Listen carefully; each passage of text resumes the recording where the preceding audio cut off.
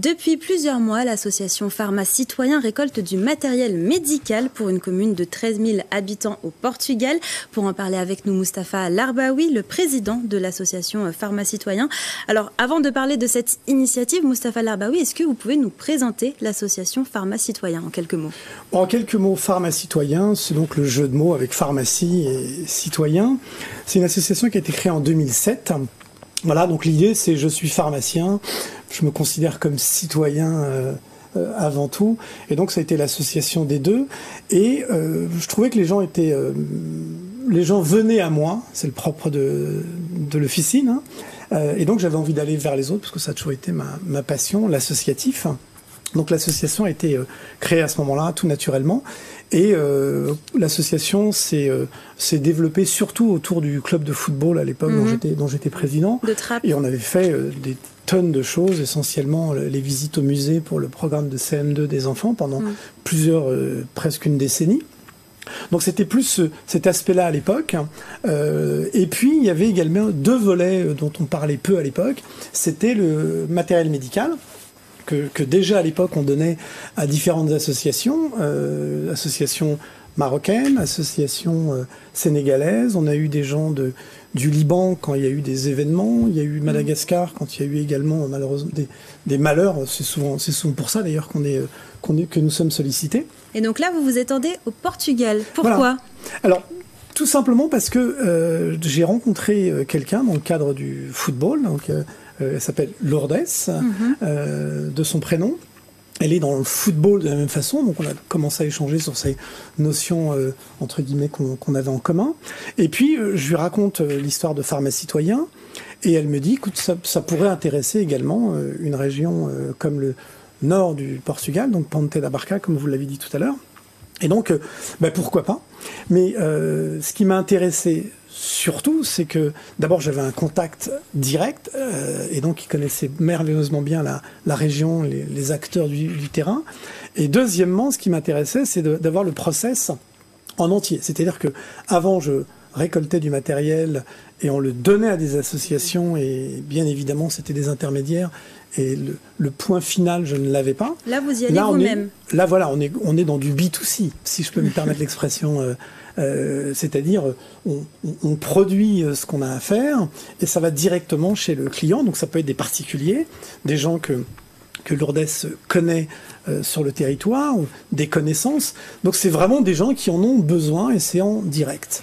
Sinon, il y a également des associations qui sont sur place et qui sont nos relais, ou des municipalités comme Ponte da Barca, qui au passage, pour vos téléspectateurs des Clés-sous-Bois, Ponte da Barca est une commune jumelée avec les Clés-sous-Bois. Alors vous apportez là-bas du matériel médical, c'était quoi les besoins là-bas?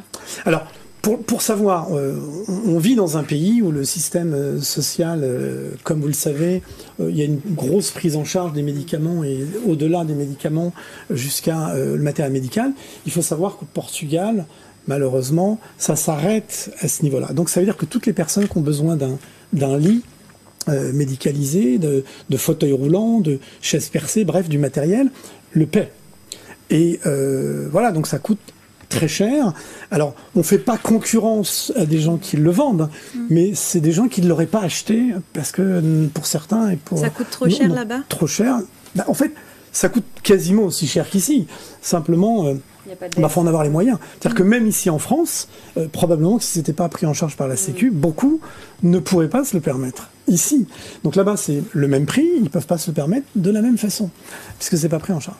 Donc là, l'idée est très simple. J'ai mes intermédiaires en fait d'une ancienne vie, puisque j'ai été dans la distribution du médicament et du matériel médical dans mes entreprises à l'époque. Donc pour les nommer, Serporouen, donc une coopérative de pharmaciens. Donc le matériel vient de... Et Oxypharm Oxypharm, filiale de Serporouen. Et comme ce sont des entreprises vertueuses, coopératives de pharmaciens, ils sont à l'écoute finalement de ce type de besoins parce que on est complètement dans l'idée du recyclage. Donc c'est vraiment vertueux puisque l'idée c'est plutôt que de jeter, le matériel arrive en fin de vie fiscale, d'amortissement fiscal, c'est généralement à 90% jeté à la ferraille, puisqu'on n'en a pas besoin, il faut le recycler. Le recycler, malheureusement, c'est plus dans les hauts fourneaux. Donc voilà, donc l'idée, c'est de récupérer du matériel qui fonctionne, j'insiste, et en très bon état. Il ne s'agit pas de ramener de la ferraille par ailleurs. Et donc, ce matériel qui fonctionne bien, qui est en très bon état, est acheminé donc, par nos soins. Et là, on fait le process de A à Z, puisqu'on part directement chez... Et d'ailleurs, le projet s'étend au-delà de Ponte da Barca, oui, puisqu'il y a d'autres villages portugais qui en bénéficient aussi. Voilà. Alors, en fait, c'est toujours pareil. Hein. Pour moi, ça a toujours été des aventures humaines. Donc là, c'est la rencontre avec Lourdes, j'en ai parlé tout à l'heure. Et aujourd'hui, c'est la rencontre avec tous les acteurs locaux. Mais Pharma Citoyen, c'est pas simplement du don pour donner. Pharma Citoyen en reçoit aussi, parce que l'idée, c'est pas simplement de leur donner parce qu'ils en ont besoin. Tout le monde a besoin. Tout le monde pourrait en avoir besoin. D'autres pays que j'ai cités tout à l'heure. Mais Pharma Citoyen, c'est aussi l'échange. Et donc, par exemple, le 5 octobre, nous avons fêté la citoyenneté portugaise, puisque nous avons célébré le 5 octobre 1910, que probablement les téléspectateurs ne connaissent pas, mais c'est l'avènement de la première République portugaise. Voilà. Et en même temps, c'est un clin d'œil pour moi à la communauté portugaise que j'apprécie vraiment, vraiment depuis... pour moi, c'est pas une découverte, le Portugal. Ça fait plus de 30 ans que j'y vais. Donc là, j'y retourne. Mais c'est un pays fabuleux. Voilà, j'invite tous les téléspectateurs de TV78 à découvrir ce pays s'ils le peuvent. Mais c'est absolument fabuleux. Voilà, de par leur histoire, de par leur culture, de par... leur rapport homme-femme, le rapport aux politiques qui est beaucoup plus apaisé, et surtout des paysages fabuleux, que ça soit le sud dans l'Algarve, que ça soit le nord montagneux, la mer, enfin voilà, un très beau pays, ce qui me permet de vivre une aventure humaine et en même temps l'utile à l'agréable. C'est tellement beau et on s'y sent tellement bien. Et l'objectif, c'est quoi? C'est de pérenniser ces collectes, ces transports? Voilà. Comment vous allez faire? Alors l'idée, c'est évidemment...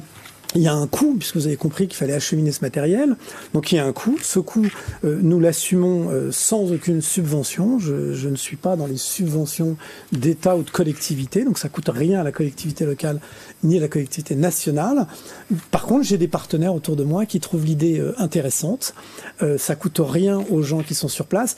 Donc mon travail, c'est de collecter le matériel et de collecter les fonds, bien sûr. Et moi, j'y suis, bien sûr, à titre privé, puisque j'investis dans ce projet à titre personnel. Et vous chiffrez à combien à peu près le nombre de matériel que vous avez envoyé jusque-là?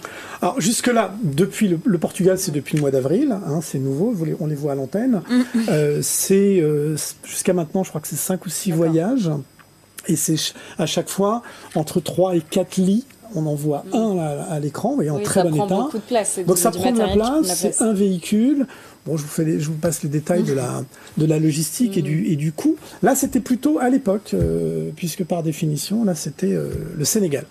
Mais voilà, donc il y a un travail évidemment de logistique, mais l'idée, c'est évidemment de pérenniser et donc d'avoir des partenaires qui vont nous suivre sur le long terme. Et on compte bien ne pas s'arrêter là, et probablement d'autres pays en Europe, parce que ce qui m'intéresse, c'est de passer les frontières sans s'y arrêter et sans avoir à y être taxé. C'est beaucoup plus compliqué quand on s'attaque, par exemple, à des douanes en Algérie, Maroc, Sénégal. Là, c'est beaucoup plus compliqué, beaucoup plus coûteux. Et là, je passe par des associations qui le font. Mais en Europe, c'est le déplacement qui m'intéresse. C'est les tableaux des paysages qui défilent quand on y va. Donc, je m'y implique parce que c'est un vrai plaisir d'y aller.